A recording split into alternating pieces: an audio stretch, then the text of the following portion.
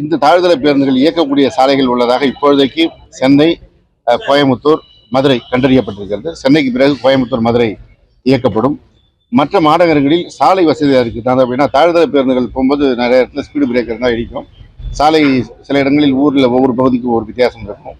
எனவே அதற்கு தகுந்தாற் போன்று சாலை இருக்கிற இடங்களில் படிப்படியாக ஆய்வு செய்து இயக்கப்படும். போக்குவரத்து ஊழியர்களின் ஊதியம் தொடர்பாக பேச்சுவார்த்தை நடத்துகிறோம். அவங்களுக்கு அதிகாரிகள் மட்டத்தில் வர்ற இந்த மாத கடைசியில் பேசுவதற்கு தேதி சொல்லிட்டாங்க.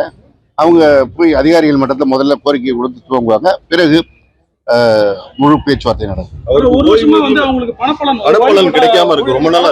அதிமுக ஆட்சி காலத்தில் கொடுக்கப்படாமல் இருந்தது. திராவிட முன்னேற்ற கழக ஆட்சி அமைந்த பிறகு மாண்புமிகு முதல்வர் அவர்கள் நடவடிக்கை எடுத்து 1850 கோடி ரூபாயை வழங்கினார்கள். அதற்கு பிறகான காலத்திற்கான தொகை வழங்குவதற்கு முதல்வர் அவர்கள் உத்தரவிட்டிருக்கிறார்கள். நிதித்துறையிலிருந்து கேட்டிருக்கிறோம். விரைவில் பெற்று கொடுக்கப்படும்.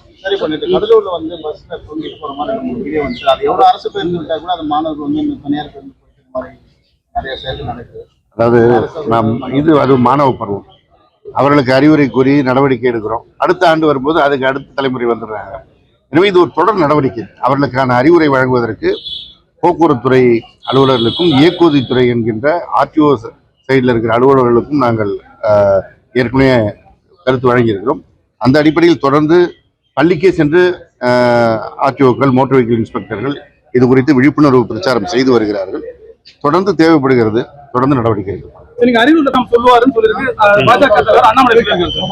ஆமா, அண்ணாமலை அப்டேட் ஆகாம இருக்கிறாருன்னு நினைக்கிறேன்.